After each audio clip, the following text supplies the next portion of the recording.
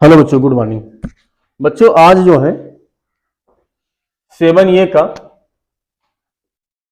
का lecture number 2 पिछली class में हुआ था, जिसमें 8 सवाल लगाए गए हैं। 9वां आपको बताया गया था कि आप लोग लगा के आइएगा। ठीक है, आज हम लोग लेक्चर नंबर 3 स्टार्ट करेंगे और लेक्चर नंबर 3 सवाल नंबर 10 से स्टार्ट होगा। कहां से स्टार्ट होगा? 10 से स्टार्ट होगा। तो चलिए देखते हैं। डॉक्टर मनोहर पब्लिकेशन का क्लास 10th का यूपी बोर्ड हिंदी मीडियम वालों का मैथ चल रहा है।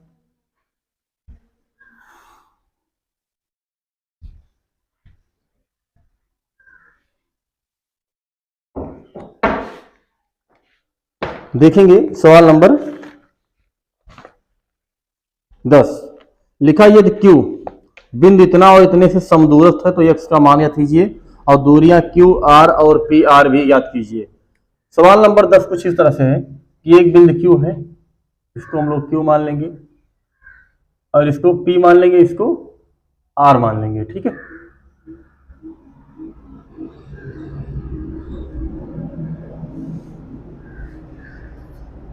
और Q क्या है? 0,1 है, ये 5,-3 है और ये x, 6 है। कह रहा है ये समदूरस्थ है, मतलब ये दूरी और दूरी दोनों क्या है? समान है। उसके बावजूद भी आपको x का मान निकालना है और x का मान निकालने के बाद क्या करना है? एक चीज और करना है, QR और PR की दूरी निकालनी है। मतलब इस दूरी को ज्ञात करना है और इन दो बिंदुओं के बीच की दूरी निकालना है। तो इसके लिए क्या करेंगे? सबसे पहले दोनों दूरी का सूत्र लगाएंगे और दो के दोनों को बराबर करेंगे। ठीक है, प्रश्नानुसार ये कह रहा है कि जो PQ है वो QR के बराबर है। हम सूत्र लगाएंगे, अंडर रूट लगाएंगे। x1 माइनस x2, 5 में से 0 को माइनस कर दीजिए, प्लस -3 में से -1 को 0 कर दीजिए, बराबर। यहां से x में से 0 को माइनस कीजिए, प्लस 6 में से 1 को माइनस कीजिए, दोनों तरफ रूट कट जाएगा। लेकिन मान लीजिए अभी कहीं रूट ऐसे आ जाए 18, तब क्या रूट कटेगा? तब नहीं कटेगा, क्योंकि दो पद आ चुका। ठीक है, ध्यान रखिएगा। 5 में से 0 जाएगा, केवल 5 बचेगा। 5 का स्क्वायर 25, -1 को -3 -4, -4 का स्क्वायर 16, वो भी प्लस में। x में से 0 गया, केवल x स्क्वायर। 6 में से 1 गया, 5 का स्क्वायर 25, 25 से 25 मर जाएगा, तो 16 बराबर x स्क्वायर। मतलब x बराबर √16 और रूट के आगे दोनों चिन्ह लगता है +-4। मतलब x का मान या तो आप +4 भी ले सकते हो और -4 भी ले सकते हो। कर सकते हैं इतना ना? आप देखो, जब हम x का मान कितना लेंगे? 4, तो r वाला पॉइंट कितना हो जाएगा? 4,6, यानी ये पॉइंट 4,6 हो जाएगा। ठीक है, अब हमें दूरी निकालना है QR, यानी यहां से यहां तक की दूरी। QR दूरी under root x minus x1 sorry 4 minus 0 का होल स्क्वायर, प्लस 6 में से 1 गया, होल स्क्वायर। 4 का स्क्वायर 16, 6 में से 1 गया 5, 5 का स्क्वायर 25। बोलो आया इसमें? 25 और 16 कितना हो जाएगा? 41 इकाई। उसके बाद कह रहा है P से R की दूरी निकालो। चलो, distance between the PR, root के अंदर फलाने माइनस धमाके, यानी 5 - 4 का होल स्क्वायर, प्लस -3 - 6 का होल स्क्वायर। 5 में से 4 गया, 1 का स्क्वायर, -3 - 4 -9 का स्क्वायर 81, 81 1 82 इकाई। ठीक है, ये दोनों दूरियां भी निकल गई। और सवाल बोलो, समझ में आया? आप लोग को आया भैया? सबको? आप लोग को अल्फा बीटा गामा आ गया? उठा लीजिए। चलिए बाबू, सवाल नंबर देखते हैं आगे। अगला सवाल होगा सवाल नंबर 11, और सवाल नंबर 11 कुछ इस तरह से है। लिखा है सिद्ध कीजिए बिंदु फलाने धमाके धमाके एक समद्विबाहु समकोण त्रिभुज के शीर्ष हैं। इस तरह का सवाल अभी कल हम लगवाए थे। ठीक है, आप देखेंगे कि सवाल नंबर जो 8 है और सवाल नंबर 11, सवाल नंबर 8 और सवाल नंबर 11 लगभग बिल्कुल सेम टू सेम है। ठीक है, तो यदि आप सवाल नंबर 11 लगाना चाहते हैं तो या तो अपने मन से लगाइए, और नहीं लगता तो सवाल नंबर 8 को देखिए, पिछले लेक्चर में लेक्चर नंबर 2 में लगवाया जा चुका है। ठीक है भैया, आप लोग को इधर सही है ना, लग जाएगा। ठीक, सवाल नंबर 12 की ओर चलते हैं। लिखा है निम्नलिखित बिंदुओं द्वारा बनने वाले चतुर्भुज का प्रकार बताइए और अपने उत्तर के लिए कारण भी दीजिए। मतलब ये कौन सा चतुर्भुज बनेगा और क्यों बनेगा। यदि मान लीजिए वर्ग बन रहा है तो वर्ग क्यों बनेगा, तो हम उसका आंसर देखेंगे। ये जो वर्ग है इसकी चारों भुजाएं बराबर है, इसीलिए ये वर्ग बन रहा है। क्या बन रहा है, वर्ग। तो सवाल नंबर 12 में 3 खंड है, 12 में 3 खंड है। चलो हम दूसरा लगवा दे रहे हैं। 4 पॉइंट दे रखा है, ए का मान -3,5, बी का मान 3,1, सी का मान 0,3 और डी का मान -1,-4। हमें यह दिखाना है कि यह एक कोई चतुर्भुज बन रहा है या नहीं बन रहा है। तो 4 बिंदु है तो चतुर्भुज बनेगा ही बनेगा। अब कौन सा चतुर्भुज बन रहा है, और मान लीजिए कोई चतुर्भुज बन ही रहा है तो क्यों बन रहा है। जैसे मान लीजिए वर्ग बन रहा है तो हमने वर्ग क्यों कह दिया, क्योंकि जब चारों भुजाएं बराबर आएंगी तब भी तो वर्ग कहेंगे, ऐसे तो कह नहीं देंगे। चारों भुजाएं बराबर आएंगी और कुछ शर्तें होंगी, चारों विकर्ण बराबर हो, सॉरी दोनों विकर्ण बराबर होंगे तभी वर्ग बनेगा। तो सबसे पहले इसका नाम डाल देते हैं, ए बी सी डी। ए का मान -3,5, बी का मान 3,1, सी का मान 0,3 और डी का मान -1,-4। ठीक है, अब कह रहा है कि क्या ये चतुर्भुज, तो पहले हम ए बी निकालेंगे, मतलब ए और बी के बीच की दूरी। -3 में से 3 घटाओ तो -3 में से -3 जाएगा तो -3 हो जाएगा। 5 में से 1 घटाओ,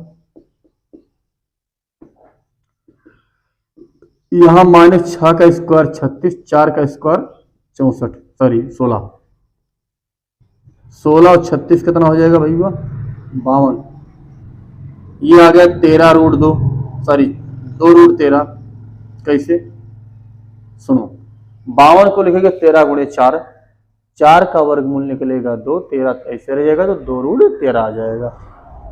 उसके बाद बीसी निकालेंगे, पहले डीसी निकाल लो। -1 -0 -1 का स्क्वायर प्लस -4 -3 -4 का स्क्वायर, 1 का स्क्वायर 1 और 4 3 7 7 49 1 50। 50 को आप लिखेंगे 25 गुणे 2 और 25 का वर्गमूल 5 यानी 5√2 आ गया, और ये 2√13 है। अब उसके बाद हम लोग बीसी निकालेंगे। बीसी क्या होगा, 3 - 0 1 - 3, यहाँ 3 का स्क्वायर 9 और 2 का स्क्वायर 4, 9 4 13√13। उसके बाद एडी निकालेंगे, -3 - 1 यानी -3 + 1 हो जाएगा, 5 - 4 यानी +4 हो जाएगा पूरी स्क्वायर। अब देखो -3 में से 1 जाएगा, 2 का स्क्वायर 4 और 9 9 81, 81 4 85। ठीक ना आ गया। ठीक है, अब क्या है, ये चतुर्भुज तो बन रहा है, क्या इसकी कोई भुजा बराबर है, और ऐसे चतुर्भुज को क्या नाम देंगे जिनकी कोई भुजाएं बराबर ना हो।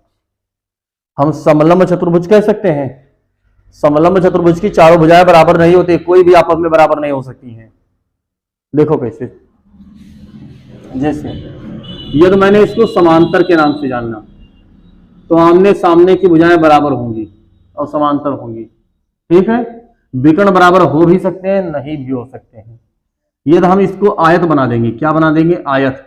तो ये कोण 90-90 अंश के होंगे, आमने सामने के बराबर भी होना चाहिए और समांतर भी होना चाहिए। ठीक, यदि इसको हम समचतुर्भुज बनाएं तो चारों भुजाएं बराबर आनी चाहिए। यदि हम मान लीजिए इसको वर्ग बनाते हैं तो विकर्ण बराबर होनी चाहिए, यानी ये दोनों विकर्ण बराबर हो और चार के चारों भुजाएं बराबर हो। ठीक है, और विकर्ण आपस में बराबर हो, तभी हम कहेंगे वर्ग है। पतंग यदि बना दें, काइट,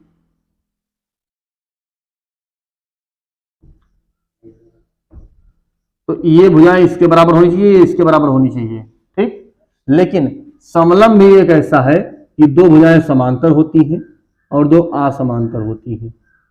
तो इसमें हम ये नहीं, ना तो ये इसके बराबर होगा और ना ये इसके बराबर होगा। ठीक है, ये सभी भुजाएं अलग अलग हैं। तो ये कैसा चतुर्भुज बनेगा? समलंब चतुर्भुज बनेगा। कैसे चतुर्भुज बनेगा? समलंब चतुर्भुज बनेगा। ठीक है, क्योंकि जो AB है वो नॉट इक्वल टू BC है और BC not equal to DC है और DC भी AD के नॉट इक्वल टू है। मतलब कोनों भुजा भी बराबर नहीं है। तो ये कैसा चतुर्भुज? देखो क्या आ रहा है आंसर, चतुर्भुज नहीं है। ऐसा क्या है भैया?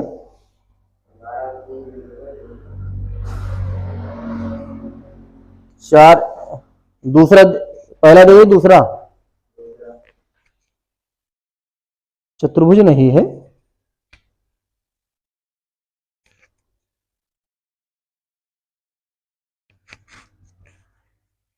ये समलंब बन सकता है।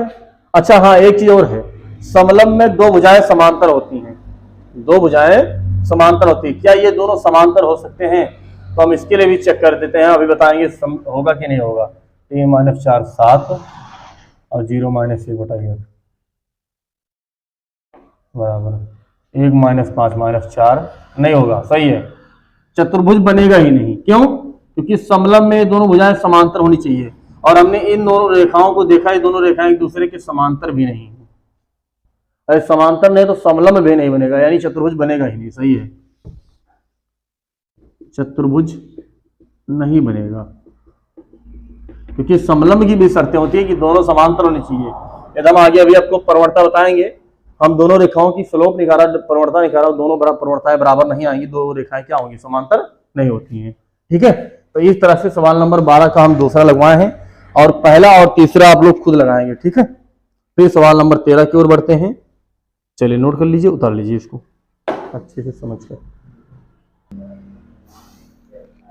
चलिए सवाल नंबर 13 लिखा है, त्रिभुज का परिमाप निकालना है जो संपूर्ण त्रिभुज के शीर्ष है। इसको हटाएं।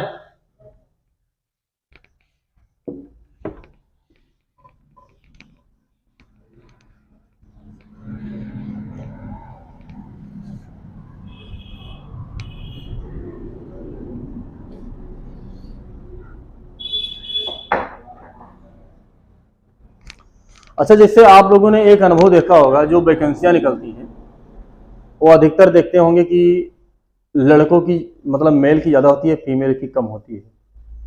गवर्नमेंट में ऐसे लगभग होता है, मैक्सिमम ऐसे देखा जाता है कि ये तो मान लीजिए कोई वैकेंसी आई तो उसमें ये 800 मेल की है तो 200 केवल फीमेल की दी जाएंगी। इसका बहुत साफ रीजन है, क्योंकि अगर ये 800 लड़के जॉब पा जाएंगे तो ये प्लस ऐसे 800 नहीं लेकिन 750 लड़कियों से ऐसा शादी कर लेंगे जो कि बेरोजगार हैं, मतलब उनके पास जॉब नहीं है। 50 की मेंटेलिटी ऐसी होगी ना, हम कमाएं तो वो भी कमाएं, उनकी मेंटेलिटी ऐसी हो सकती है। लेकिन 800 में से 700 लोग ऐसा करेंगे, 750 लोग ये शादी कर लेंगे। अब बताइए, 800 को जॉब इधर मिली और 750 लड़कियों को मिल गई। अरे भाई, उनका भी तो रोजगार, मतलब समझ लीजिए घर गृहस्थी चल गया, जीवन यापन हो जाएगा। तो टोटल कितना हो गया? 1550। कितने लोग इसमें इनका जीवन यापन अच्छे से होने लगेगा? 1500।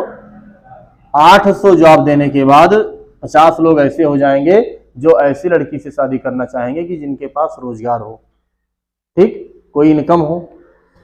लेकिन 750 तो इसमें ऐसे हो सकते हैं कि जो कि शादी कर लेंगे, जो कि बिना रोजगार के हों। तो 800 इनको मिला और 750 लड़कियां जो मैरिड हो गई उनको मिल गया, 1550 हो गया। लेकिन आप यहां सोचिए, कहीं इनको 200 को दे दिए ना, तो इसमें केवल 190 लड़कियां तो ऐसी होंगी जो कि चाहेंगी हम उन्हीं से शादी करें जिनके पास रोजगार हो। केवल 10 लड़कियां क्या करेंगी, ऐसे 10 से रोजगार वाले से कर लेंगी जो बेरोजगार होगा। 10 हो सकती है एक्स्ट्रा माइंडेड। तो ये 20 लोग तो इधर जो आप पास मतलब जो रोजगार जीवन यापन चल जाएगा। अब यहाँ 190 चाहेंगे कि उनके पास भी हो। जब उनके पास खुद है तो उनको ऐसे लोग से भिड़ने दीजिए जिनके पास ना हो, तो कम से कम एक घर और चलता रहेगा। ऐसा है नहीं है? इसीलिए मेंटलिटी देखिए कि मैक्सिमम मेल का निकाला जाता है, और कोई बात नहीं है। ऐसा नहीं है कि होशियार नहीं होती हैं, सक्षम नहीं होती हैं, ये भी काफ़ी परफॉर्मेंस कर रही हैं अपने क्षेत्र में, और हर क्षेत्र में लगभग है, अच्छी बात भी है।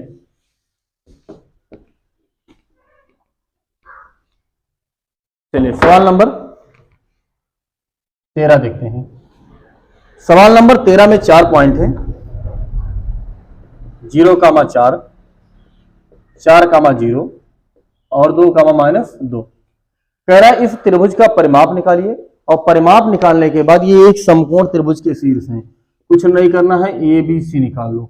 जैसे मान लीजिए कोई त्रिभुज है ए बी सी, आप ए बी निकालो, बी सी निकालो, सी ए निकालो, तीनों को जोड़ दो तो क्या मिल जाएगा, परिमाप मिल जाएगा, नहीं मिल जाएगा।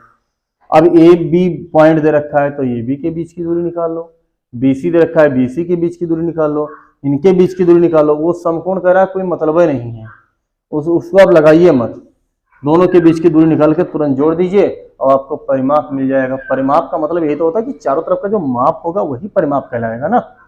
बोलो, चलिए सवाल नंबर 14 देखते हैं। लग जाएगा है ना, हो जाएगा। निर्धारित कीजिए क्या पॉइंट, 3 पॉइंट है, 1,5, बी पॉइंट है 2,3 और सी पॉइंट है -2,-11। ये सररेखी है। क्या निकालना है, ये एक ही रेखा में है। अब ये सररेखी होने का क्या मतलब है, इसका मतलब ये है कि तीनों पॉइंट समरेख है, ए बी सी। ए का मान 1,5, बी का मान 2,3 और -2,-11। देखो सररेख होने का कई तरीका लगा सकते हैं, कई तरीके। हम यहाँ आपको 4 तरीके बताएंगे, लेकिन एक ही लगाएंगे क्योंकि आप लोग एक के काबिल हो भी। देखो पहली बात तो हम इसको त्रिभुज को एक त्रिभुज एबीसी मान ले और इसका क्षेत्रफल निकाल ले। क्या निकाल ले, क्षेत्रफल। और यदि यह सररेख होगा मतलब एक ही रेखा में होगा तो इसका क्षेत्रफल 0 आएगा। क्या आएगा, 0। तब वो हम कह देंगे कि यह त्रिभुज एबीसी से बनने वाले त्रिभुज का क्षेत्रफल 0 है, तो यह तीनों बिंदु क्या होंगे, सररेख होंगे। ठीक। दूसरी बात क्या निकालेंगे, 2 बिंदुओं से जाने वाली रेखा का समीकरण निकालेंगे और उसी समीकरण में तीसरा बिंदु को उठा के रख देंगे। ये दोनों पक्ष संतुष्ट कर जाएगा, सेटिस्फाइज हो जाएगा, तो हम कहेंगे तब भी ये तीनों सररेख हैं। ठीक, समीकरण के द्वारा।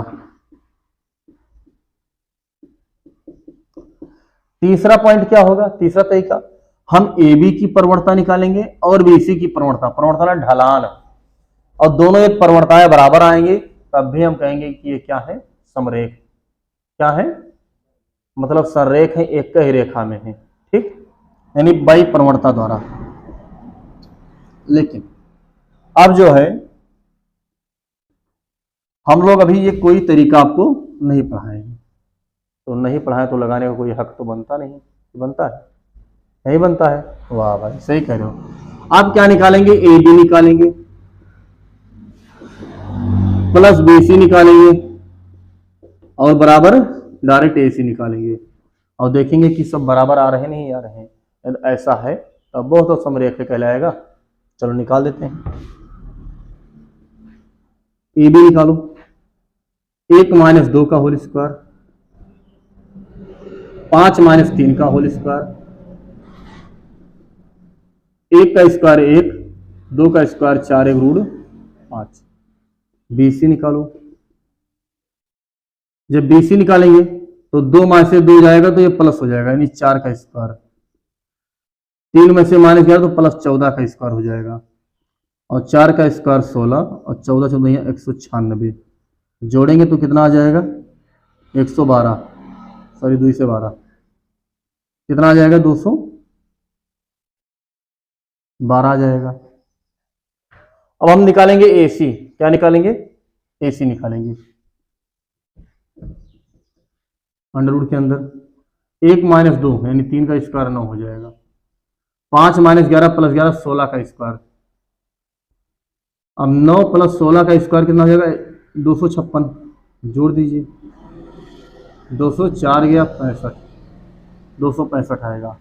अब क्या रूट 5 प्लस रूट 212 265 के बराबर होगा, नहीं होगा। तो हम देख रहे हैं कि जो AB है प्लस BC है, इन दोनों का जो योग है वो AC के बराबर नहीं है।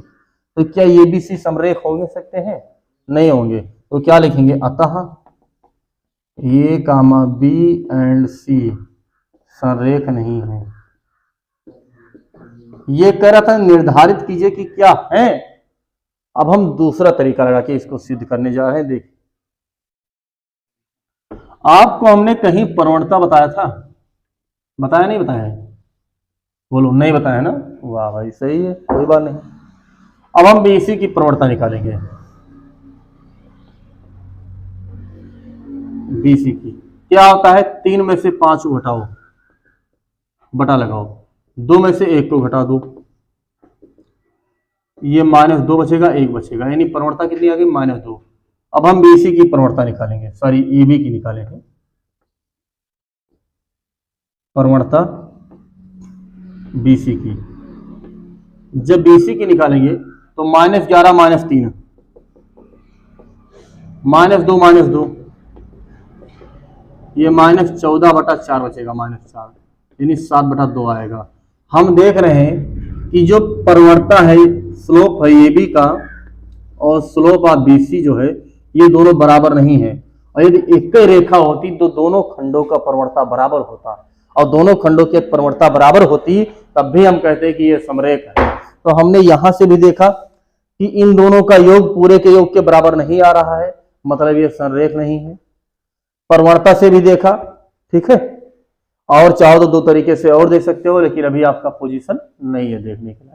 आगे जब हम बताएंगे तो क्षेत्रफल बताए हैं, आप चाहो तो 3 बिंदुओं से होने वाले त्रिभुज का एरिया निकाल लीजिए, और जैसे आप क्षेत्रफल निकालेंगे आपको क्षेत्रफल 0 मिल जाएगा, और जैसे क्षेत्रफल 0 मिलेगा आप कह सकते हैं कि समरेख है, ठीक है। बाकी समीकरण वाला अभी आपको मैंने सूत्र नहीं बताया है, क्लियर आया समझे। तो समरेख सिद्ध करने के 4 तरीके हैं, कितने तरीके हैं 4, ठीक है। 2 हमने आपको बता दिया, 2 रहने दिया है, ठीक है, पढ़ लीजिए नोट कर लीजिए।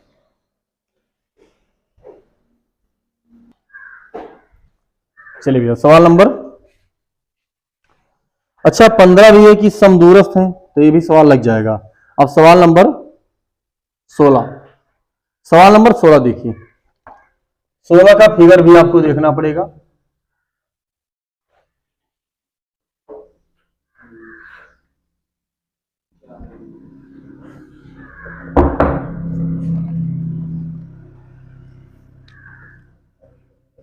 सवाल नंबर 16 में फिगर कुछ इस तरह से है, एक पंक्ति बनी रखी है, आप देखेंगे इसको हम मूल बिंदु मान लेंगे, और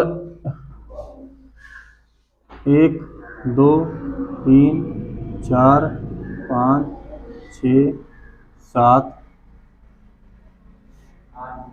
8 तक बना लो बस, और इसमें भी 9 तक है, 1 2 3 4 5 6 7 8 9, ठीक है। 1 2 3 4 5 6 7 8 9, 1 2 3 4 5 6 7 8, ठीक है, ये हो गया।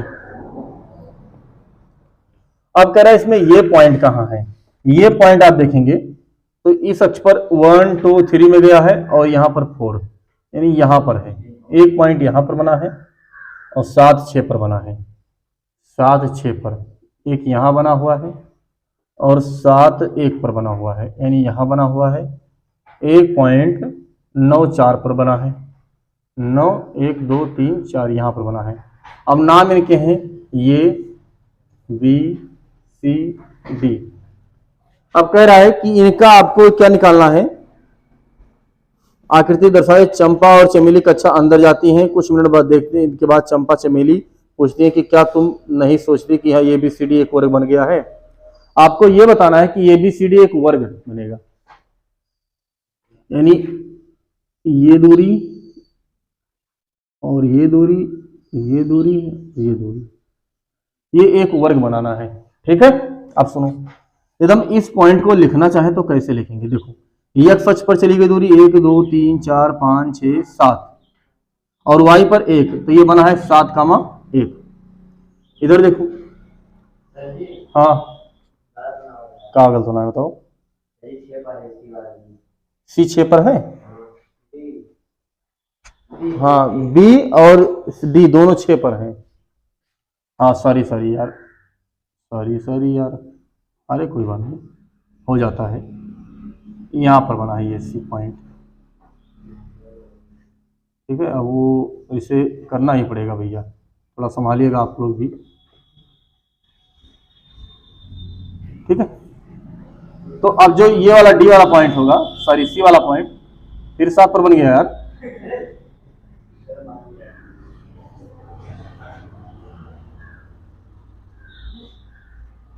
हाँ अब ये, हाँ अब इस वाले पॉइंट की बात करेंगे तो ये 6,1 हो जाएगा। ये वाला x अक्ष पर 3 है और y अक्ष पर 4, तो 3,4। इधर देखो, ये 6,7 और ये कितना बन जाएगा 9,4। मतलब ये BC तीनों मिल गया। अब ये दूरी निकाल लो, ये दूरी निकाल लो, ये निकाल लो, ये निकाल लो, और सबके सब बराबर आ जाए तो ये वर्ग होगा नहीं होगा।